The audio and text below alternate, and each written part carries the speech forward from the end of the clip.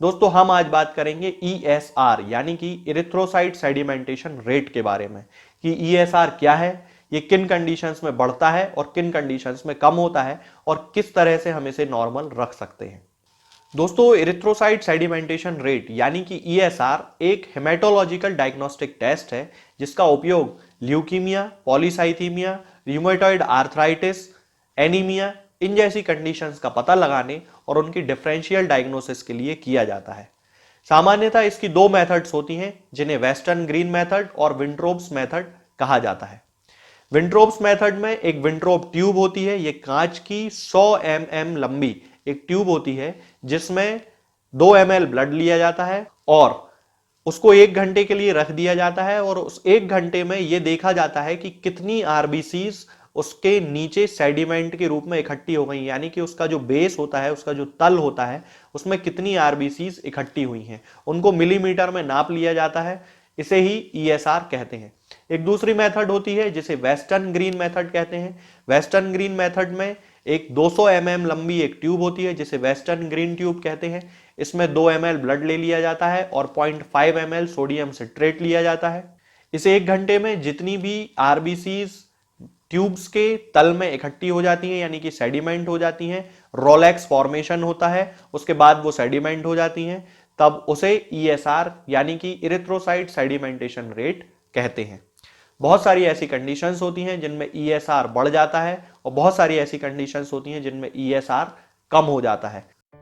दोस्तों बहुत सारी ऐसी कंडीशंस होती हैं जिनके कारण पेशेंट्स में ESR की वैल्यू सामान्य से कम हो जाती है। इनमें से कुछ प्रमुख बीमारियां हैं सिकल सेल एनीमिया जिसमें रेड ब्लड सेल का आकार प्रभावित होता है, इसके बाद ल्यूकीमिया जो कि एक ब्लड कैंसर है, फिर हाई रेड ब्लड सेल के काउंट के कारण भी ESR की वैल्यू कम हो जाती है। बहुत सारे पेशेंट्स में कंजेस्टिव हार्ट फेल्योर होता है, उसके कारण भी ESR की वैल्यू लो हो जाती है। बहुत सारे पेशेंट्स के ब्लड में फाइब्रिनोजन प्रोटीन की मात्रा में कमी आती है, उससे भी ESR की वैल्यू कम होती है। हाइपर विस्कोसिटी यानी कि ब्लड की थिकनेस के बढ़ जाने के कारण भी ESR की वैल्यू कम होती है और ब्लड में व्हाइट सेल्स के बढ़ जाने के कारण भी ESR की वैल्यू सामान्य से कम हो जाती है। दोस्तों कई लोगों का जो ESR होता है वो सामान्य से थोड़ा सा बढ़ा हुआ होता है। उनमें ये बिल्कुल ज़रूरी नहीं है कि उन्हें कोई बीमारी हो, क्योंकि ऐसी बहुत सारी कंडीशंस होती हैं जिनमें ESR सामान्य अवस्था में भी बढ़ जाता है, जैसे प्रेगनेंसी हो सकती है, मेंस्ट्रुएशन यानी कि महिलाओं में पीरियड्स के समय पे ESR थोड़ा सा बढ़ जाता है। उसके अलावा उम्र बढ़ने के साथ साथ भी ESR थोड़ा सा बढ़ता है। बहुत सारी ऐसी कंडीशंस होती हैं जैसे कि रूमेटॉइड आर्थराइटिस हुआ, एनीमिया हुआ, thyroid disease, kidney disease, red blood cells की कोई एबनॉर्मेलिटी हुई जैसे कि मैक्रोसाइटोसिस हो सकता है, या फिर कुछ प्रकार के कैंसर्स जैसे कि लिम्फोमा हो सकते हैं, ट्यूबरकुलोसिस हो सकती है, बोन इन्फेक्शन हो सकता है, हार्ट इन्फेक्शन हो सकता है या सिस्टेमिक इन्फेक्शंस हो सकते हैं। ये ऐसी बीमारियां होती हैं जिनमें ESR की वैल्यू सामान्य से बस थोड़ी सी ही ज़्यादा होती है। दोस्तों इसके अलावा ऐसी बहुत सारी कंडीशंस होती हैं जिनमें ESR की वैल्यू 100 मिलीमीटर पर आवर से भी ज़्यादा हो सकती है। इन कंडीशंस में प्रमुख होती हैं मल्टीपल माइलोमा जो कि एक प्रकार का प्लाज्मा सेल का कैंसर है, इसके बाद वेल्डनस्ट्रोम्स मैक्रोग्लोब्यूलिनीमिया एक वाइट ब्लड सेल का कैंसर है, इसके बाद आता है टेम्पोरल आर्टराइटिस या फिर पॉलीमाइल्जिया रूमेटिका या फिर हाइपर सेंसिटिविटी वस्कुलाइटिस। ये एक एलर्जन की रिएक्शन है जो कि ब्लड वेसल्स में इन्फ्लेमेशन कर देती है। ये ऐसी कंडीशंस होती हैं जिनमें ESR की वैल्यू बहुत ज़्यादा हाई हो जाती है, यानी कि 100 मिलीमीटर पर आवर से भी ज़्यादा हो सकती है। दोस्तों ESR का पता लगाने का एक फॉर्मूला भी होता है जिसमें पेशेंट की एज ली जाती है और उसमें 2 से डिवाइड कर दिया जाता है। यदि किसी महिला में ESR का पता लगाना है तब उसकी एज में 10 जोड़कर 2 का डिवाइड दिया जाता है, जिससे ESR मिलीमीटर पर आवर में हमें प्राप्त हो जाता है। हालांकि दोस्तों 1996 में एक स्टडी लगभग 4000 लोगों के ऊपर की गई और उसके बाद से मेल्स में और फीमेल्स में ESR की जो नॉर्मल वैल्यूज होती हैं वो पुरुषों के लिए लगभग 15 से 20 mm पर आवर होती है और महिलाओं के लिए 20 से 30 mm पर आवर की होती है। ESR paediatric Crohn's disease activity index का भी एक कंपोनेंट है जो बच्चों में इन्फ्लेमेटरी बॉवेल डिसीज की सिवियरिटी का असेसमेंट करने के लिए यूज होता है। जो नवजात बच्चे होते हैं यानी कि जो न्यूबॉर्न्स होते हैं उनमें ESR 0 से 2 mm पर आवर तक होता है और उसके बाद नियोनेट्स में प्यूबर्टी तक नियोनेट्स से लेकर प्यूबर्टी तक ESR 3 से 13 mm पर आवर तक हो सकता है। अलग अलग एज में ESR की वैल्यूज जो है वो अलग अलग होती हैं। दोस्तों ESR को नॉर्मल करने का, यदि ESR कम है या ESR ज्यादा है, तो उसे नॉर्मल करने का सबसे अच्छा तरीका है कि जिन भी कारणों से ESR कम हो रहा है या ज्यादा हो रहा है, उन कारणों का ट्रीटमेंट होम्योपैथिक मेडिसिन से किया जाए। मान लीजिए किसी पेशेंट में रियूमेटिक आर्थराइटिस के कारण ESR बहुत ज्यादा हो रहा है, तब उस कंडीशन में हमें रियूमेटिक आर्थराइटिस के लिए पेशेंट की कॉन्स्टिट्यूशन से मैच करने वाली मेडिसिन का यूज करना चाहिए।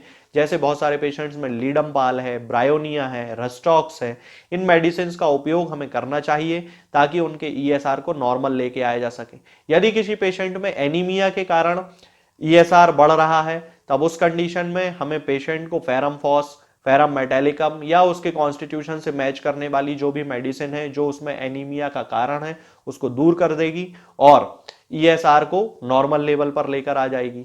आगे के वीडियोस में हम बात करेंगे कुछ और नई बीमारियों और उनकी होम्योपैथिक दवाओं के बारे में। तब तक के लिए जय हिंद, जय भारत। दोस्तों, होम्योपैथिक दवाओं को खाने का सबसे अच्छा तरीका होता है कि हम हमेशा खाली पेट इन दवाओं को खाएं। जिन दवाओं को दिन में केवल एक बार खाना है, उन्हें सुबह खाली पेट खा लेना चाहिए। मुंह में अच्छे से कुल्ला करके, गार्गल्स करके मुंह को साफ कर लेना चाहिए और उसके बाद हमें होम्योपैथिक दवाई खा लेना चाहिए।